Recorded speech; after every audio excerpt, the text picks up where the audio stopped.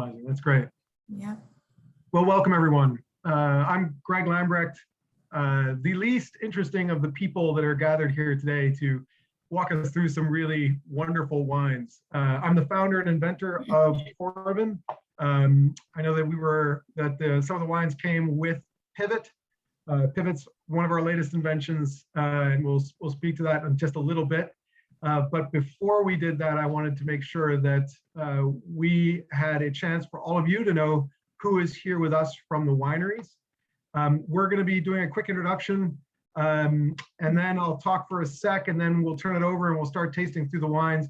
As you guys have questions for some of the winemakers or for me, feel free to ask them in the chat, and I will pick them up and make sure to ask these guys. So everyone's going to have a chance to speak, and we're going to taste through some of these wonderful wines. So with that, for introductions to start with, I'm going to turn it over to Zach from Duckhorn. Thank you, Greg. I'm excited to be here and amongst some of my friends and peers in the Napa Valley in Washington State, and excited to talk about Merlot. So been with Duckhorn for 18 years, did 17 years of winemaking, both in the Napa Valley and in the Anderson Valley, and now sit in sort of the chief janitor role at Duckhorn, cleaning up all the messes. And I'm really happy to be here, really happy to be drinking Merlot with you all tonight. So thank you. All right, great. Sarah, why don't you say a little bit about hello from Peju? Sure. Welcome, everyone. My name is Sara Fowler. I'm the winemaker here at Peju. I just finished my 16th harvest with Peju, my 30th harvest in total.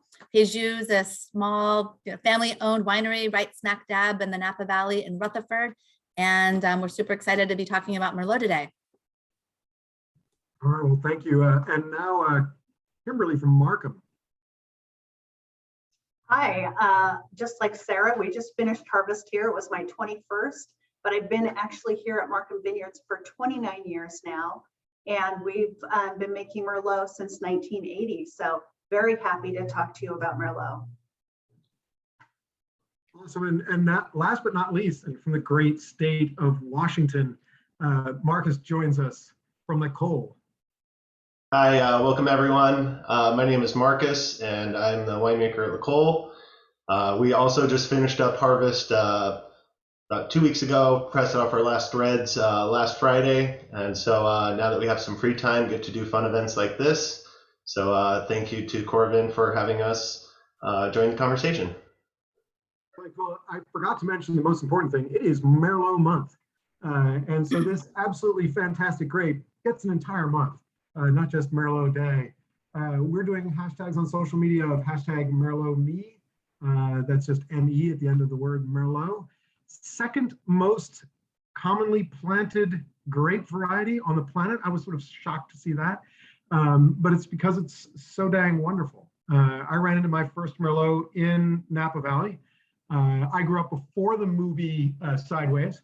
And so there was no shame in drinking Merlot at volume when I was a young man, and I've fallen in love with the grape. So it's one of the reasons why I wanted to start with this wonderful grape and these producers. One of these producers served me my very first wine ever, and we'll go into that in just a little while. She may be giving it away right there.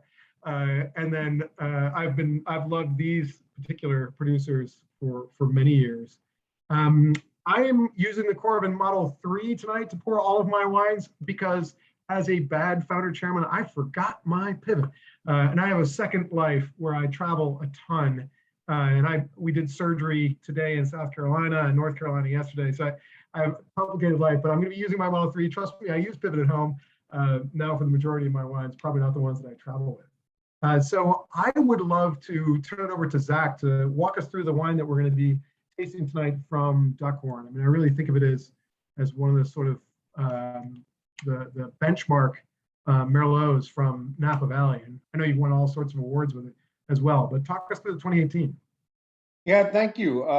And again, happy to have it and glad you have your Coravin there.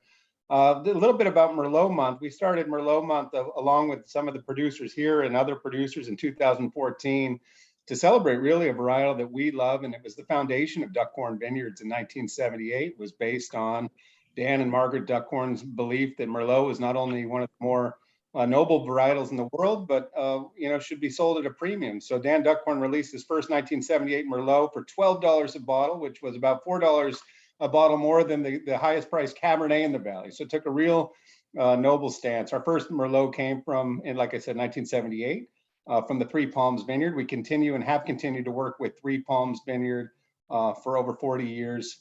And we're really pleased to see that the Wine Spectator awarded the 2014 Three Palms Merlot as the wine of the year. And we were excited for our own recognition. We were excited to see Merlot in that @1 spot, right? Because as you mentioned, Sideways and Merlot has been, I think, a little bit underserved by our, as Cabernet became king, what happened to Merlot? And we'll see, and maybe hear from our other winemakers that Merlot is becoming more scarce in the vineyards as it's being replaced to Cabernet. And it's important for all of us. So I plead to the consumers on the call, to the customers, to drink more Merlot, right? Because that'll keep Merlot in the ground in Napa Valley. It'll keep the ground in Sonoma County and in Washington State and all across the great growing regions of the New World. So we are having the 2018 Napa Valley Merlot. We source our Merlot not only from some of our estate vineyards, which range from Howell Mountain to the Carneros, to Calistoga, to St. Helena, but also from grower fruit that allows us to really make a blend of all the different characteristics. And you'll have winemakers here today, Sara and Kimberlee would be much smarter than I am as talk about the different characteristics that each of the sub-appellations in Napa Valley are able to, add to a blend. I was told as a young winemaker that your job when you're making a blended wine is to try to create something that appears, that tastes like a sphere, right? It's a perfect form. And if you're making a single vineyard wine, you should be making something that is actually imperfect. There's something absent from that sphere, which really speaks to its place. So given the full appellation in Napa Valley, our winemakers, source broadly, and to try to really make a wine that is in some way representative of Napa Valley. I think in this wine, you see a little blackberry and cherry, certainly a nice tannin. Merlot is not a poor man's Cabernet. I'll just leave you with that. Our Merlots, sometimes we use Cabernet to temper down our Merlots. They have structure, they have, tannin, they have elegance, they have ageability. And so please, to all you out there, enjoy this, enjoy the other wonderful wines we're having tonight, and thank you for having us. Zach, just real quick. I've been drinking your wines for decades, and what I always try to think about is what is it makes Duckhorn Duckhorn? Like if you were going to blind taste Duckhorn amongst a group of Merlots, what is it that you think really stands out from the type of wine that you want to make? I think it's our heavy reliance on mountain fruit, and so when you get mountain fruit and as opposed to valley floor fruit, you tend to get wines of greater extraction, greater ageability, greater tannin profile. And so for us, and then Merlot had a boom, right? Merlot was the consumer darling in the 1990s, right? And I think to some extent it became overplanted into areas that weren't, the right places to plant, to grow Merlot. And that's always dangerous. We see that happen with other varietals when they become fashionable, right? So for us, it's about showing terroir, showing balance, not chasing trend. We've been making wines for over 40 years and we have our style. It's a classic traditional style. We seek balance, elegance. And I think you'll hear from the other winemakers on this Zoom tonight that they believe the same, they'll espouse the same virtues about making wine. Just real quick, one last question. You've been making wine for a while and the Merlot for a while. And in terms of ageability, when somebody compares Merlot to Cabernet, in terms of the drinking window and how long you think, but I've had Bordeaux from Pomerol that were 60 years old, 70 years old, and they're delicious. And do you see the same potential for California and Napa Valley? Absolutely, because it's not about the varietal, it's about the site with which the varietal is grown, right? So if you're in a Grand Cru site, whether you're in the Old World or the New World or Washington, or if you're in a site that produces world-class, Bordeaux varietal, in this case Merlot, there's nothing that says Merlot is any bit, less age-worthy than Cabernet Sauvignon. All right, I want to speak up for this marvelous grape because I agree. It's it's indefinite. It's the quality of the wine, the grapes, and the winemaker. It's delicious. I mean, it's a wonderful bottle of wine and always has been consistently. So I applaud you on what you guys have done with the 2018. Sara, so Peju was my very first wine. You know the story. I drove up and Tony Peju served me my first ever taste of wine when he probably shouldn't have, but I looked old and I probably had a fake ID, so I apologize for that. And it changed my life. I mean, you guys started me on my wine loving career, and I'm pretty sure the very first wine I tasted was a Cabernet, but I'm sure Merlot followed pretty quickly. But walk us through the 2018, and this is not just any old 2018, it's a legacy collection. And the difference. There is a difference. We make a couple of different Merlots and also a few different Merlot blends. But this is also a blend. It is not 100%. It is about 80% Merlot, 17% Cabernet Sauvignon, and like 3% Petit Verdot. So we have Merlot grown. This is 100% from our estate, and we have it grown in 2 different vineyard properties, our Persephone Vineyard and here in Rutherford, where I'm sitting now. And for us, I mean, we have Merlot planted in 2 different vineyard properties, but I have multiple blocks. I have about 9 different blocks in different areas of the vineyard planted. The interesting thing, and I'm by talking about Merlot Month and just really kind of diving in, we have 1 clone of Merlot. I have different rootstocks, and they all have, I mean, the rootstock really kind of shifts and changes when the Merlot is ready to be picked. They actually, it's, even though it's the same clone, I have different flavor profiles for the different sub blocks that I have. And for us, Merlot just tends to naturally be big. And Zach had mentioned, or sometimes like putting the Merlot in, putting cab in to kind of soften it up. We do the same thing. Our Merlot sometimes is bigger than a lot of the cabs that I have. And it's just interesting because it is just natural, and it really has more to do with where it's planted.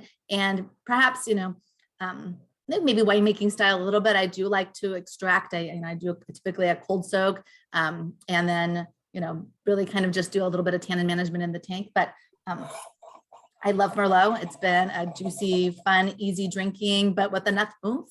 And if I said anything about our Merlot, and maybe across the board, really, but I think that people who think they don't like Merlot, I love pouring them a glass of our Merlot, simply because I think that people are surprised. They, have preconceived ideas of how a Merlot maybe is supposed to taste, and a Merlot can stand up to Cabernet Sauvignon if it's, the right Merlot. So that's kind of like, in a nutshell. So. There's a really wonderful both note on the nose and note on the palate that I remember when tasting through these wines was just sort of strikingly different. There's like almost I'm terrible at describing wines. All of you out there, I'm a physicist and I work in medicine, so I am not anything but a wine lover. So my terminology is terrible, but there's almost like a beautiful burnt caramel smell and palate to it that I get. And I don't know where that comes from. And I noticed, because I had the chance of tasting your Napa Valley Merlot as well, and it was different between the 2. And that note was only in this bottle of the Legacy Collection. And I don't know why that is or where that came from, but what do you think is the source of? Well, it could be, to me, I get some baking spices in there, and I can absolutely get some caramel. I bet it's about 35% new oak.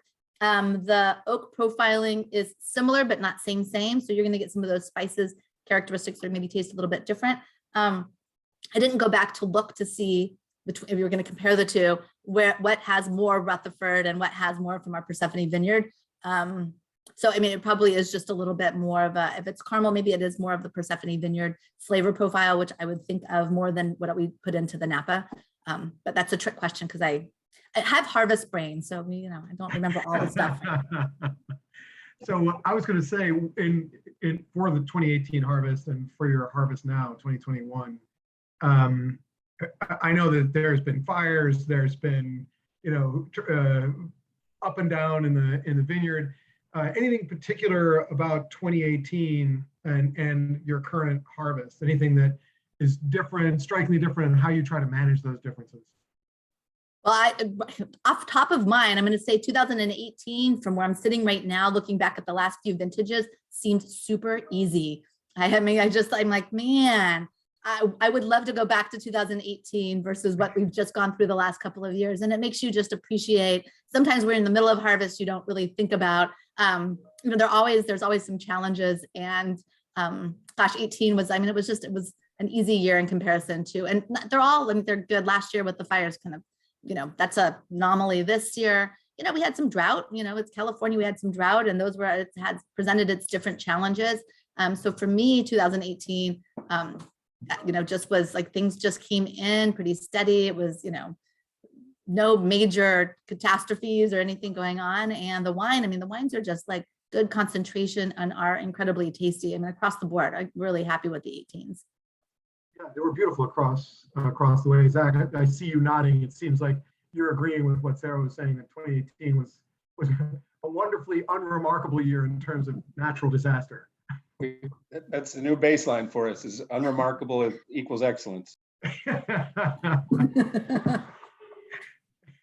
Yeah, I'm loving it. I love both these wines, and it's great to taste the differences between the two of them, because I know they're grown relatively close to each other. Just last question, Sara, is there mountain fruit? Is that an important thing for you? Are any of the sites located on the hillsides, and do you notice the same difference? So our Persephone Vineyard is actually on the backside of Howell Mountain. It's in the Pope Valley area, but part of Napa. It's warmer there, and I think you get a lot of what I've tasted. When I get to taste wine, Merlots from the different sub-appellations in the Napa Valley, there are differences from your Carneros fruit, where it's cooler regions, and where, the warmer fruit.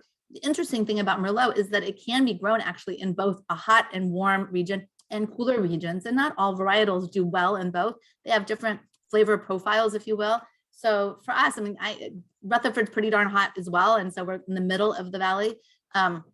So I would say that this winemaking, the wine in here is really more from the warmer regions, and it'll be interesting to see if, Washington, I would imagine, well, who knows, depending on where it's grown, might have cooler regions, right? So mountain fruit, it's always nice to play with mountain fruit, but Valley Floor can be nice, benchland's good. It really is dependent on the vintage and what else is going on. So they're all good. Is that one of the main things that you think about when you're doing a blend of different vineyards, is how much of this one particular vineyard from mountain, this from the valley floor, a warmer, colder? Is that something you're blending? Is that part of the palate?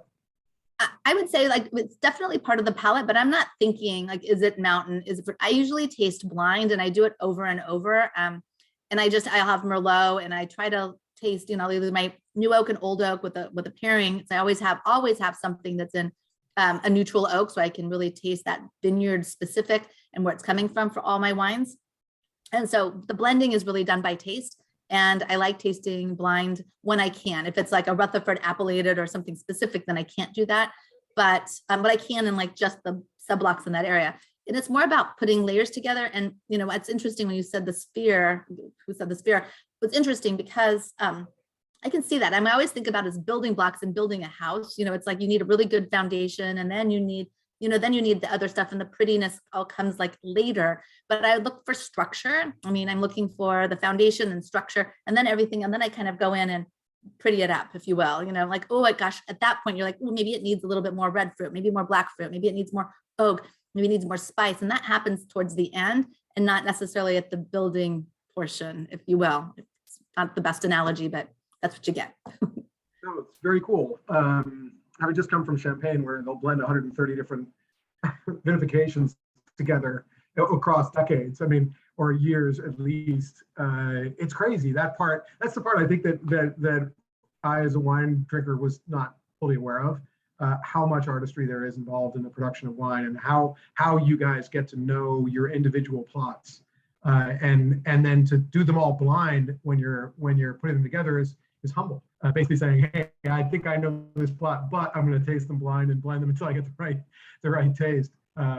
Yeah, so it's a fascinating process that I don't get to play with, but I'm so glad that you guys do it. It's like making my own pasta. I eat too much pasta to make it myself, and I'm really glad somebody does it well. I drink too much wine to make it myself, so I'm really psyched that you guys do. Kimberlee, I wanted to bring in Markham and sort of hear your thoughts, not only about the 2018 and the wine that we're going to be drinking, which I saw is marked Yountville, which is great. But I just wanted to hear what you thought about the 2018, and then your thoughts about, as a winemaker, if there is a way that you treat Merlot differently than you treat Cabernet or other grape varieties, either on the vine or when you're doing the vinification, or is there something unique or special to it? Sure. This is from the Yountville AVA, and we own a lot of land down in the Yountville area. So we're always have been big fans, and I use my new beautiful new opener here. Oh, thank you. Pivot. She's prepared. I'm unpivoted. The 2018 vintage for me was, I think it was a very generous vintage, and I think you can taste that in the wines that we have here. We made several passes through the vineyard in 2018 to just, really, I think that all of the Merlot producers will agree with me that because I think so many people have a negative association with Merlot, whether it's because of the movie or because they've had Merlots that have been grown in the wrong locations. We really pride ourselves in trying to make a better wine and better Merlot every year. And I presently am making, well, this vintage, I added probably another 4 or 5 different single vineyard Merlots that I'm going to do. I make 7 right now. But what I do is really, try to look at the vineyard health and make sure that, every single berry on the cluster. Merlot tends to grow as a very large cluster. Sometimes it has 1 or 2 shoulders. And so I really need to make sure that I get light to go all the way through, because you really want those skins to develop the flavors. And this specific vineyard in Yountville and the block that I prefer kind of has a northern facing slope, and actually is one of the very first Merlot blocks that I picked. So this came in probably sometime in the middle of September, which is relatively early for Merlot, which can come in usually late September, early October even. It's delicious. It's so in terms of what you see and the differences between how you handle Merlot and how you handle Cabernet, are they pretty strikingly different, or is it relatively similar? And also, where Merlot shouldn't be planted versus where Merlot should be planted. You guys have all sort of referenced that Merlot planted in the wrong place is going to make bad wine. But what is a bad place for Merlot, and what is the right place for Merlot?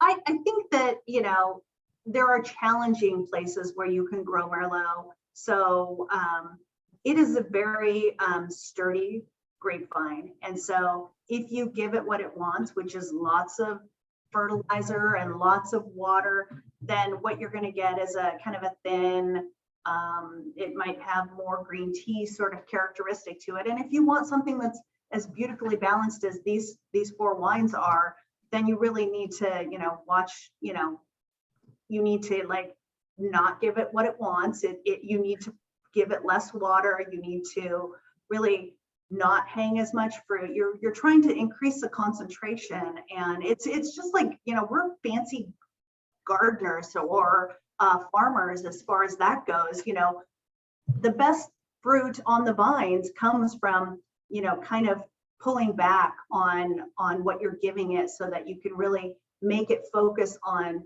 putting all of the delicious flavor into the grapes and not producing a big canopy or anything like that. So as far as what I do different here in the winery with Merlot, it depends on, again, as we're all saying, where it's grown. So if the vineyard and the skins really are just intense, then I want to treat it like I treat Cabernet, because I want to give it an equal footing. I love Merlot. It's my favorite wine. And so it's really, you want to do the same things and give it the same chance so that it is delicious. And I think that that's what we're all tasting here, is we're all giving Merlot a fair shot. I'm drinking across these, and my smile just gets bigger and bigger as I taste across all of your wines. Anybody who doesn't think that Merlot is a great wine, great to grow wine with or make wine with, is, this will convince you. Is yours 100% Merlot, Kimberlee? This is 100% Merlot. Yes. Yeah, and so that's a difference between. Yes. Can you hear me? Yeah, I hear you. I hear you. That's a difference between the first two that we tried, which were blends, and there is a slightly different note and characteristic to it, and it sounds like this is both estate grown. You're highly selective as to where you pick your Merlot. You've got multiple different single vineyard wines. When you think about the breadth of the nose and palate that you can make with Merlot, and you're doing your single vineyards, do you find that what Zach said early on is the case, that it's not because you're selecting a single vineyard, you're looking for a particular nose and palate, and that nose and palate is pretty strikingly different from the other bottlings you do from other single vineyards? Would the average customer recognize immediately how different they are? I think when you're tasting them side by side, you would recognize that they're different. I mean, my Napa Valley blend has, 24 different Merlot blocks in it. This specifically being, a single is really focusing more on, what I think of Yountville. So I'm making wines that are actually specifically showing the different AVAs or Merlot from the different AVAs here in Napa Valley. And those you'll taste in our tasting room. And so for me, Yountville, this vineyard is on kind of a bench land. It's not on a mountainside.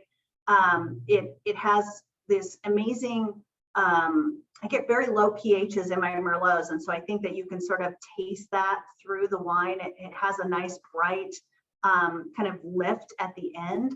And for me, that really signals it's very age worthy. But for me, Yountville, and specifically this, a lot of like what I call chocolate covered cherry characteristic. And so, that's what I love about the area.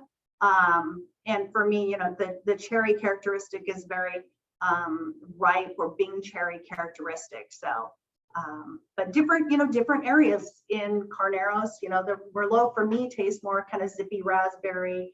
And as you move up that valley, you get more density. And, like Sarah's saying on the hillsides, you definitely get like some real meat on that. It's just something that wants to bite you back. I love it. A wine that bites back. I wanted to ask, in terms of the perfect drinking window, I mean, all these guys are pretty young wines. We're 3 years out from harvest of these guys. If you had a sort of perfect drinking window for your wines, when do you enjoy drinking them the most? And how long do you cellar? Do you cellar? You must. But when do you think the right drinking window is for most of the wines that you're making? That's, as you go up the scale of the wines that I'm making, they certainly have a longer length of window. But for me, I really like them about 8 years from the vintage on the bottle. I mean, if I was just going to have to throw out a rough number. So, for this wine, 2026, I think it would just be like singing to you, like just, oh. What is the change that occurs between now and when I'm tasting and what I would expect in another 5 years? I think that you still get all of the flamboyant fruit, but the tannins have softened a little bit, but still being lush and velvety, so they still have plenty of tannin structure to them. But that's the lovely thing about your product, is that you are able to taste it through a long period of time, and make those decisions for yourself. Because as a winemaker, we all have our I think prejudices maybe on when we drink wine, because we are forced, because of our occupation, to taste wine so young. And there's I think it's great because I don't want to waste a bottle of wine, and to check on something that you might have in your cellar is a real treat. So thank you for your products. Thank you. No, that's why I invented it. I wanted to be able to taste these things over time. I always freaked out when someone told me, hey, buy this bottle of wine, it's going to be great in 8 years. And then you're like, why isn't it great now? And how do I know if I don't like it now? And So yeah, my desire to taste these wines. Great. Don't worry, I promise I will buy every vintage. It's just that I need to be able to taste it now and then taste it later as well. Sara and Zach, your favorite drinking windows for Merlots. What would you say? Because I'm going to turn to Marcus next, and he knows I'm going to ask him. But what do you guys think? Sara, go first. It doesn't matter. I'll go. So for me, I mean, it's really, so as a winemaker, we drink a lot of wines really early. We're tasting them out of tank and out of barrel. And so I feel like I like them a little bit more on the younger side, but these to me are still babies. They're definitely going to get better with age. So I would say, like, I hate telling people like what's the perfect window, because it really is dependent on what you like to drink. And I tend to like them a little bit more on the younger side. I like the fruit, I like the tannin structure, because that's what I'm used to drinking in here. I can appreciate an older wine, and I have, and I think it's such a treat to do that. But in a general sense, I really do like them a little bit more on the younger side. So for me, I mean, I would drink this, Kimberlee, like the next 5 years for sure. I mean, I think that's really great. It's going to be dependent on what wine we're drinking, but any wine that has good acidity, which so far, I mean, I've tasted all of them, they have good acidity. And if you have tannin structure, that's going to give you that longevity. And if you find those in any of your wines, anybody, these Merlots or other Merlots out there, other wines, that has good acid and tannins, those wines will last longer. They just do. And that's what, kind of allows a wine to age appropriately. So, I mean, like sometimes if I open a wine that it's not quite ready, I can aerate it. But along with the Coravin is a really cool thing, because you can go into your cellar and sneak in and pull samples and taste things. I'm not very good at holding on to stuff. I'm the type of person that, drink something, try to hide it from myself, have people over for dinner, and then I'm scrounging around looking for that one bottle. And I drink them, and, so I enjoy them. So I wish I could hang on to them a little bit more. Maybe one of these days I will, but so. I'm extremely guilty of that. So I write notes, as you guys might see, like this, when I access the wine and what I thought of it at the time. So I access this one, forgetting that it was for an event, and write all my classic notes on it. What did you say? I said that I mentioned the caramel smell and that I loved it. And I also wrote 17 gauge Argon 1 glass. So I still write my needle diameter and the gas that I'm using, even though we haven't changed gases in forever. I mean, it's just my habit. I can't stop it. But the other thing that I sometimes will write on a bottle is, don't touch this for 5 years. And I always drink it within 6 months. Like I'm like, was I right? 5 years? I taste it again. And then I'm like, no, really, 5 years. And then I come back, and every 6 months I'm tasting it again. Zach, do you have a preference on a particular window, or are you?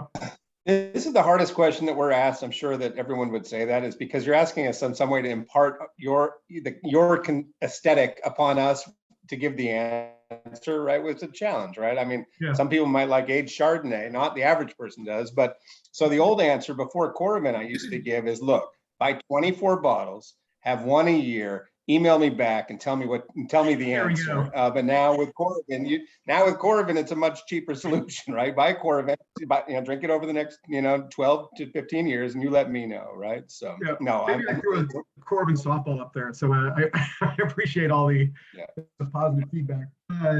Delicious across the board in California, and I'm going to, before we go to Washington State.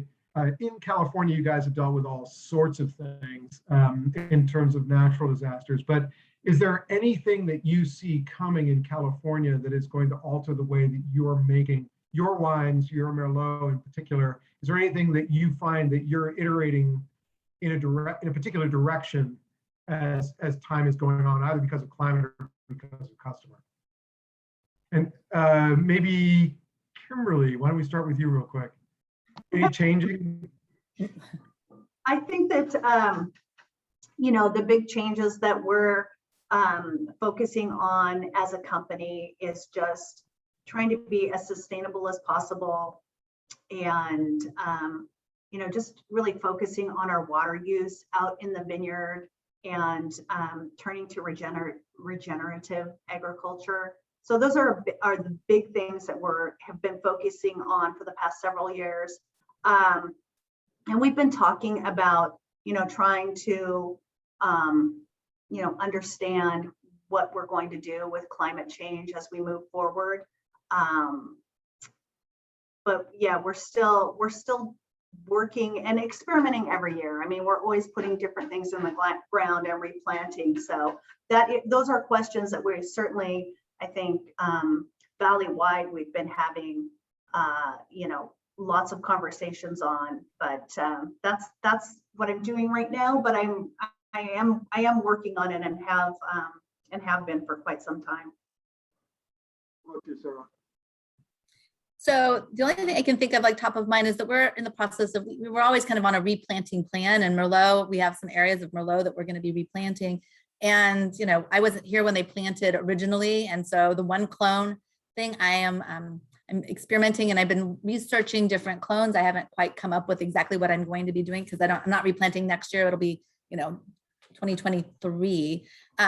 But really thinking about the different clonal aspects, and there's different rootstocks as well. I mean, we've learned an awful lot since the last time. The vines have been around for 25 years in the ground, and so it's time for us to kind of like shift and move that around. So, but we'll take into the same considerations of water, or lack thereof, and just the new research that's out there that wasn't there 25 years ago. And so those things, but we're always thinking about that kind of stuff. I mean, winemaking in general is all about research and experimenting and trialing and repeat and trying new stuff. And so I'm going to say that we probably all are doing stuff on a regular basis. How much is that? Yeah, I think the thing that we're going to be doing around Merlot is planting more of it on our estate vineyards, right? So as we redevelop, we feel like there's Cabernet available, and in order to make sure that we can produce the Merlot that we're proud of, that we can sustain in the marketplace, we need to take control of that, right? And so that goes back to my earlier, plea to the consumer to, drink Merlot to keep it sustainable in our community, in our wine growing region, right? So we'll convert a great majority of what we're growing right now in Cabernet to Merlot, and we'll be happy to do it. And Sarah, you should call me. I'll get you some Three Palms clone for your replant. We can give you some bud. Perfect. Well, Breeding clones. Coravin bringing clones together. So, Marcus, you're from a different state. You skip Oregon, go up to Washington. You're suffering from the same fire hazards up there, I'm sure, and weather craziness that we've seen in California now. But speak to me about L'Ecole, your philosophy, the 2018 vintage, your Merlot, and what you see as what's unique to your wines and also Washington State. Okay, well, let's start at the beginning of L'Ecole. So we'll start there. And L'Ecole was founded in 1983, and we were the third winery founded in Walla Walla, and the 20th winery founded in Washington State. And our founders were Baker and Jean Ferguson, and they wanted to make wine as a retirement project. And so they bought an old schoolhouse, and L'Ecole means the school in French, and the 41 was the 41st school district, and so the name comes from there.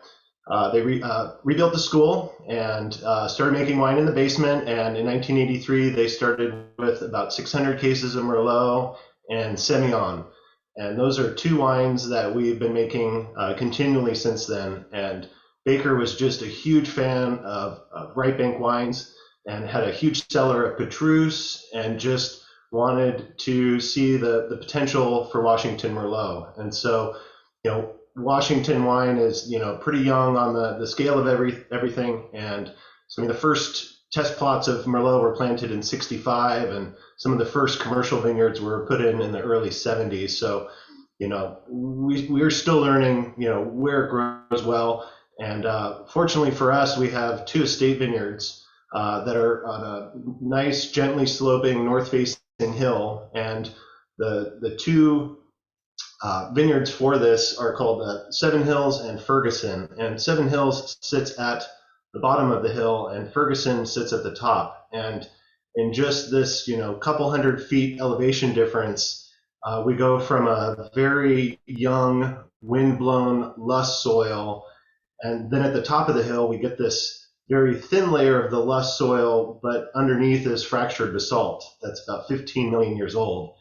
And so you get this nice, soft, supple Merlot, from the bottom of the hill. But then when you get up to Ferguson, it's super windy. These vines really get abused up there, and it really forces the berries to grow smaller. And, Merlot is usually pretty thin-skinned, and what I've noticed in Washington is we get these really thick-skinned Merlots and these really small berries. And so with that, you get this really nice tannin structure, which lends it to its ageability. And then what a lot of people don't know about Washington is, our wines are grown in Eastern Washington for the majority, and it's a desert. And so we have the ability to irrigate and, like the previous member said, stress out the grapes, give it something it wants, but you stress it out and you really focus that growth into making these really small, tasty berries. And so L'Ecole, pretty much since its inception, has made, wines on the small scale, even though we're a bigger size winery for Washington State.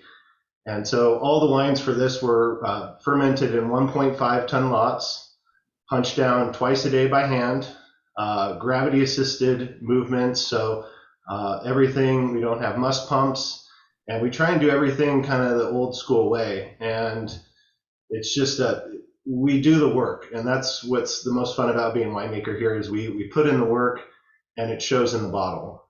And Merlot was really my gateway wine into getting into wine. It was the first wine that I ever purchased at a grocery store.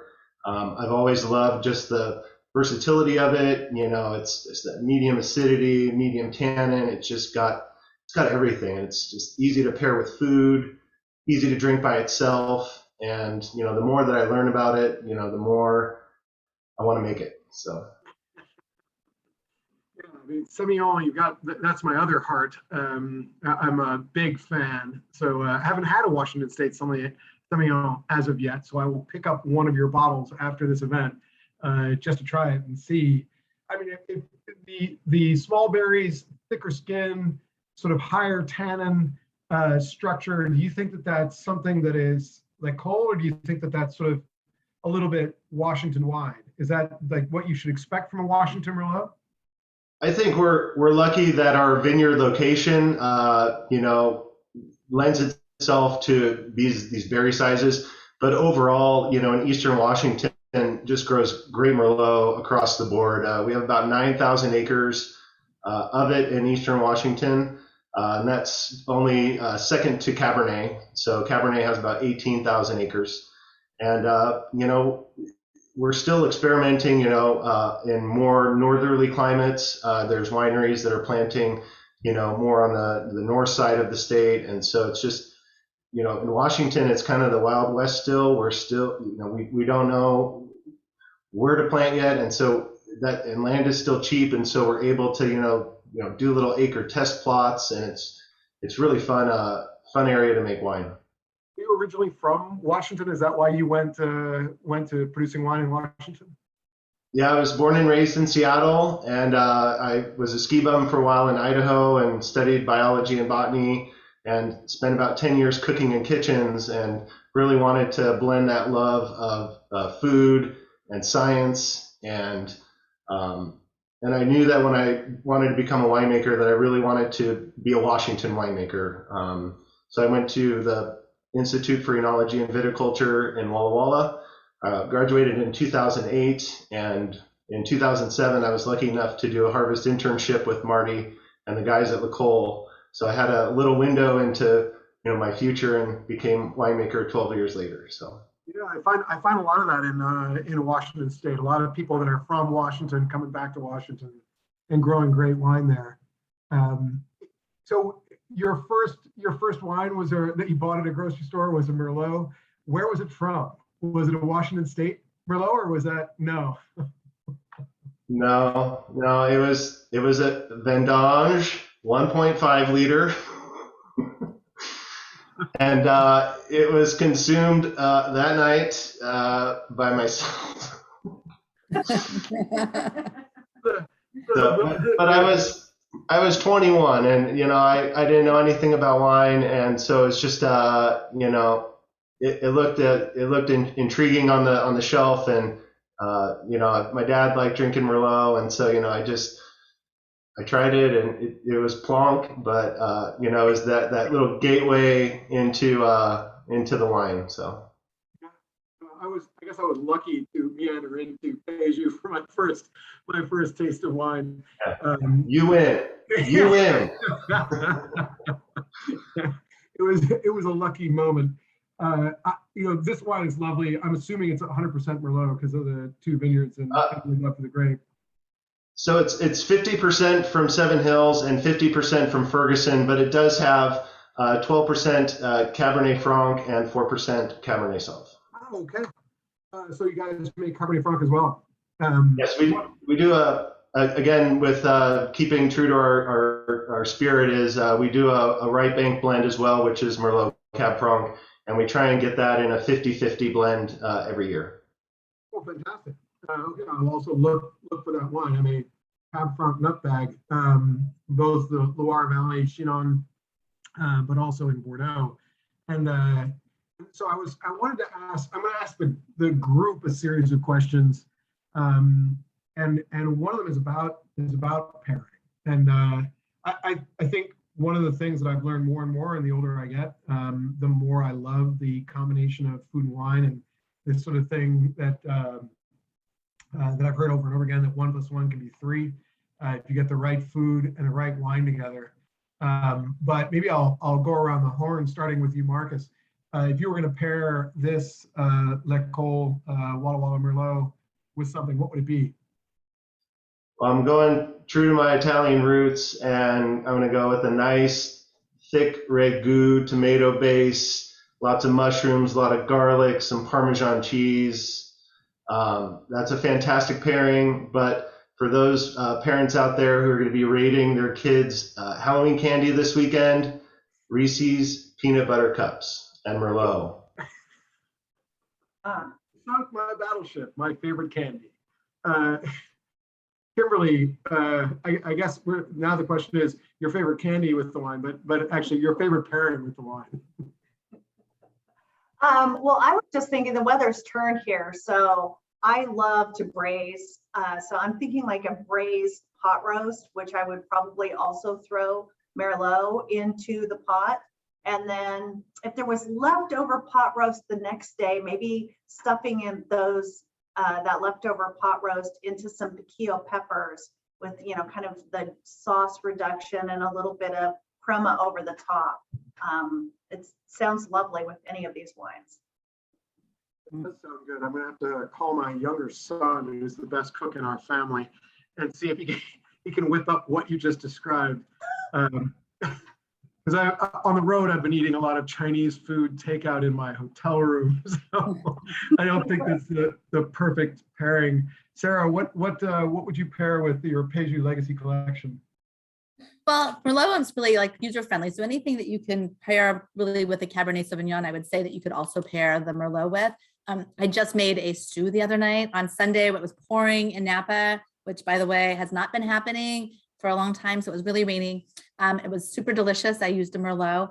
I also think, like a duck burger would be like amazing with it. And we had mentioned before, I'm like, this is, even as simple as something with popcorn. It's just, it gets a nice, you can really kind of, try it with a lot of different foods. It's pretty user friendly.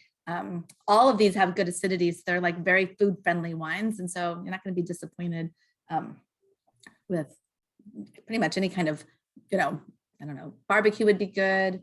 Yeah, I'm going to stick it with like the duck burger or the stew, because that's really kind of cooler. I've never had a duck burger, but I can absolutely imagine it going well with that. I don't know how I got left out of the duck burger craze. I must have been somewhere else. But I'm going to do it because if it's possible at home, I will try. Zach, how about you with the Duckhorn? It turns out if you're a Duckhorn winemaker, every winemaker dinner you do, the chef thinks they're the first person who thought to pair your wine with duck. So I've had several duck burgers, and I agree with Sara. And I also agree with Sara and Kimberlee and everybody else that, we talk about Pinot Noir being malleable or, around food, but Merlot is equally, and that's really one of its chief virtues. It's not in just some sort of one track of what you'd pair it with. And so I'm always in favor of democratizing food pairings. And so I'm going to go tacos, al pastor tacos at the local taco truck, which I think would just be killer right now. Oh, yeah. I could see, I absolutely see that. I can see a duck taco. That would be really good. I believe I have had one of those. I am really hungry. Somebody just wrote, when do I get a duck burger? Fair enough. Yeah, I'm asking the same question. I have had duck tacos. I know that they're around. One of the other, so I'm an obsessed Merlot lover. I have been for a long time. And so one of the things that I love about the world of wine is that it is such a broad world that, you know, you can get great Merlot from California, you can get great Merlot from Washington State, you can get it from Bordeaux, you can get it from around the world. So if you guys were going to think of another place from whence you were going to drink a really great bottle of Merlot or Merlot blend, where would it be? When you're not drinking from California, or you're not, for the guys in California, and for Marcus in Washington, and you're not drinking from Washington, where do you go to drink a great Merlot? What's your go-to? I'll start with Sara. I mean, Bordeaux. I mean, like, to me, like, obviously it would be Bordeaux, but there's like really cool other places. I was lucky enough to do a stint down in early 2000s in Chile, and their Merlot down there was like quite good. They called it Merlot, which not to get confused anyway. So their Merlot was actually Merlot, and some of it was Carmenere, but they make some really delicious stuff, because I think Bordeaux is the obvious choice for, you know, delicious Merlots. But I'll give Chile a shout out. Awesome. Kimberlee. I guess you know, similar. Where do you go, and then what's What your? was that? I guess I would ask, where do you normally go to, and then where do you think the most exciting new place would be? Well, I think this will fall under everything old is new again. But I mean, of course, Bordeaux, I think, is where everyone's leaning, but I had the opportunity to go speak on Merlot in South Africa, and that is their most widely planted grape in South Africa is Merlot. And so they're making some really lovely ones down there in the Stellenbosch region. So cheers to my friends there. Oh, very cool. I will seek it out. Marcus, how about you? Sticking with the Italian roots again, Italy. There's a lot of Merlot grown in Italy. I haven't tried too many, but it's definitely something that I want to focus on in the future, just to, you know, keep it real. And but it's been amazing to try these 3 Napa Merlots, and just really just impressed with the balance, the flavors, just all these wines are incredible. So I'm just so happy to taste some really high-end Napa Merlots too. They're gorgeous. Prosecco is not a bad wine. I have to agree. The only thing bad about it is the price, but it is a fantastic wine, unfortunately. But yeah, Italy is definitely making some really spectacular Merlots. Zach, how about you? Yeah, you know, I'm going to tip my hat to Marcus and his region, Washington State, you know, specifically Red Mountain, Candy Mountain, Walla, and I know the Rocks District of Milton Freewater, which is in Oregon, is really killing it with Syrah right now, but I could see it. And I haven't had a Rocks District Merlot, but I'm willing to wager that would be a phenomenal region with which to grow. But those wines, the Washington wines, are mind-altering wines. And I just got to, you know, we're doing a little bit of business up there. A Californian has no business doing business in Washington, because you have to take off every piece of knowledge that you think you've accumulated about how to grow grapes, and just assume you're ignorant, because the Washingtonians have a completely different terroir, growing region, but they're making killer wines throughout the state of Washington, a bunch of new evolving sub AVAs there. So good work for you guys and your partners up there, Marcus.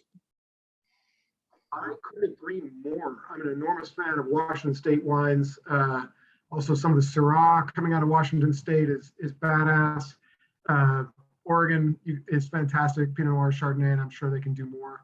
I am looking for, I've been so impressed by the wines of Australia and where they're going right now, with the ways that they're making wine. They've really shifted from the Shiraz over alcoholed, over everything Shiraz coming out of Barossa Valley, and have really started going in new and interesting directions in Western Australia, south of Perth and Margaret River. I'm hoping those guys do exactly what you're talking about, Zach, and remove some of the Cabernet and replace it with more Merlot, because I think that there's a lot of opportunity out there as well to grow this really wonderful grape. I want to open it up to the folks who are here with us, and it's great to see so many smiling faces. Obviously, you're drinking the same wines that I am, so smiling is not hard to do. But if you guys have any questions for this incredible group of winemakers who have made all these really wonderful wines for tonight, I would love to give you a chance to ask them. Don't be shy. Also happy to answer any questions from Coravin's perspective. I was going to talk about how long do you leave these guys open and whether or not you aerate, and it just gives me a chance to show off one of the coolest things my team has done, which is this aerator, which also works with the pivot. There's a separate aerator for pivot. So for young wines, you can open them up a little bit by decanting them, and if you're using Coravin, you can use this little aerator. Breaks the stream up into lots of little streams. It creates a wine shower. I don't know if you guys can see, probably can, but aeration is surface area times time, and if you don't have time, you increase the surface area. And I can smell the wine from here. It smells really delicious. It is freaking cool. I got to tell you, I like to pour myself a taste of it with and without aeration with these wines to decide which one I like better, because it just takes a couple of seconds. And it really changes. If you like tannins, do not use our aerator. That's what I will say. Leave it alone. Oh, it smells great. So I'm, can we get the aerator for Model 2? Yes, you can. Aerator for Model 2. It's on our website. Just any of the aerators for non-pivot. We call it timeless now, because the wines seem to be lasting forever. Just so you guys know, I did my first, by accident, 18-year Coravin, post-Coravin tasting. We were moving offices. Coravin has moved from one building in Bedford, Massachusetts to another building in Bedford, Massachusetts. We were cleaning out our fridges, and we found this bottle, and we're like, oh, this looks old, and we Coravin it. It was a Coste d'Estournel, which is predominantly Cabernet, from Bordeaux, and it was out 18 years. What were we thinking, leaving it in the fridge? But it tasted great, so we were psyched. Older vintages showing beautifully right now. Good point.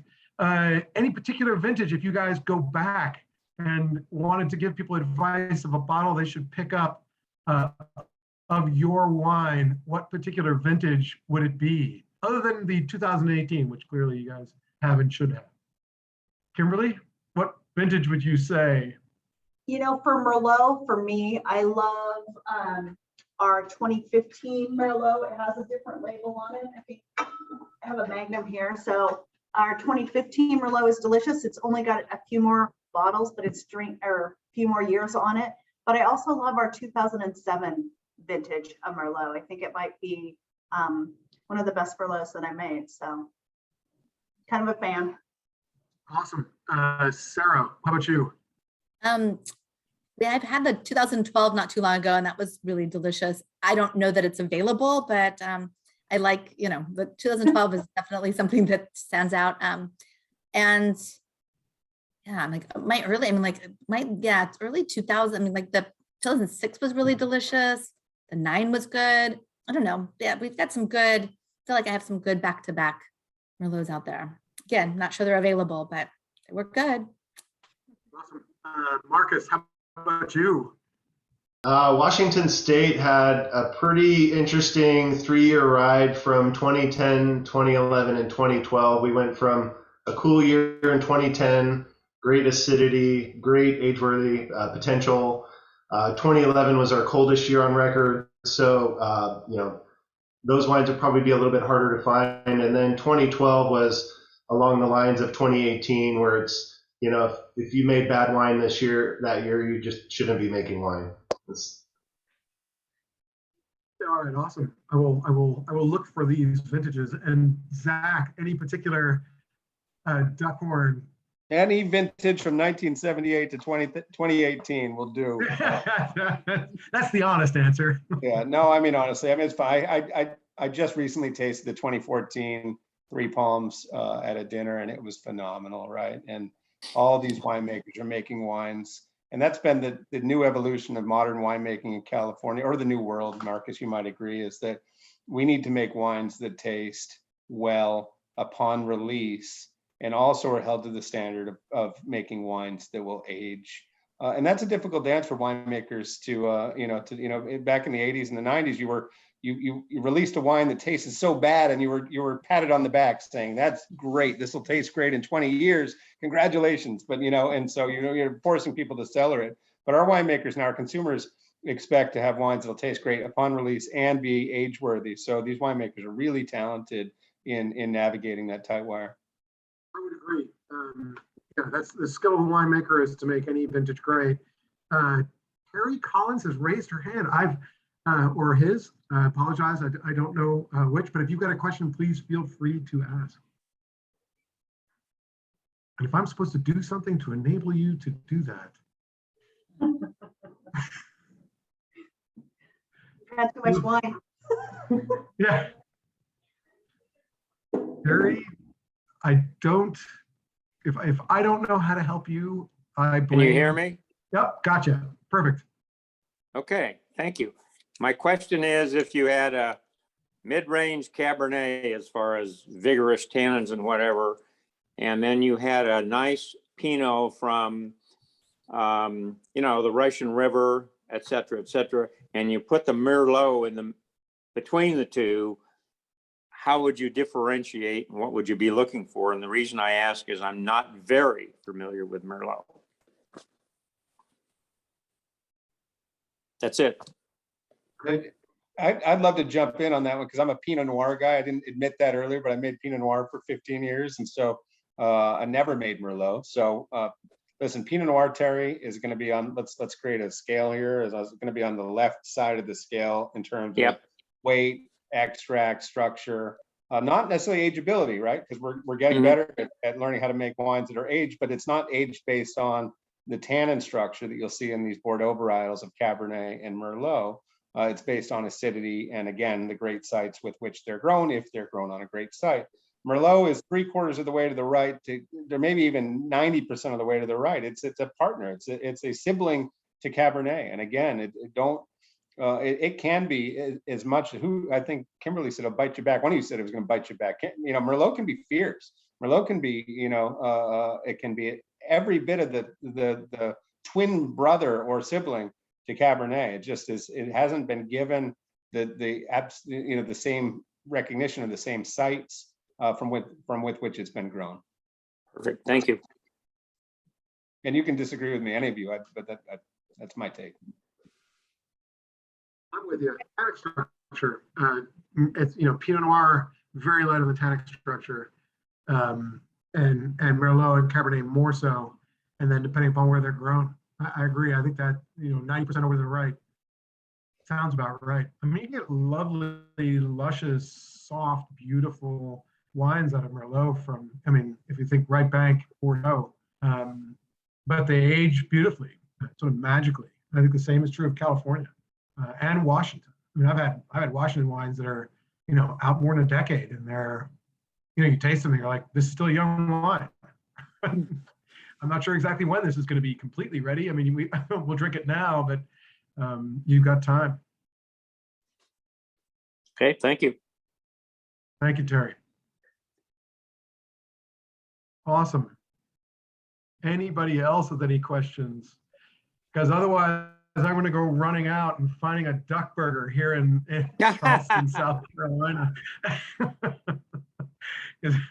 It sounds and a Reese's peanut butter cup. I mean, I'll do that pairing any day. That is my kid. I'm an empty nester now. My one kid is 22, the other one's 25. So I'm no longer enjoying candy the way that I should be by stealing it from my children after Halloween. I didn't realize stealing candy from a baby was actually something that I was going to do as a parent, but Reese's peanut butter cups were luckily the ones that I could steal because they don't like peanuts. But I'll find my way to some and do that pairing. This is the first of our winemaker events in this year. It's been a long time. It's great that we have fewer of them because the pandemic seems to be crawling towards some sort of transition toward a little bit less. But I actually really love doing these because it gives focused time to a bunch of people who are passionate about the wines that they're making and a great variety that we all love. And then to be able to see all of your faces, we can be in different places and still be drinking wine together and enjoying a wonderful evening with this beverage that is so transcendent. Been with us for 8,000 years, been in this country for over 100, and will be here for thousands more, I'm sure. Thank you all very much for joining us tonight. Thanks to the guys from Lecole, Duckhorn, Markham, Peju for sustaining and in some ways creating my love of wine. You guys are making really beautiful examples of this amazing grape. And I hope everybody goes out and looks for some of the different vintages that were mentioned tonight. I'm Greg. You can get me at Coravin. I'm just greg@coravin.com. Feel free to write me notes. I love interacting with you guys. It's one of my favorite parts about the wine business is to meet people. And I hope you guys get out to Napa Valley in Washington State and visit these guys and taste their wines with them. I'm sure that some of their library wines are there and available for you to taste. And I'm sure the towns can always use being visited. Thank you all for coming. Thanks for a great evening. Thanks, Greg. Bye. Thanks so you much. guys.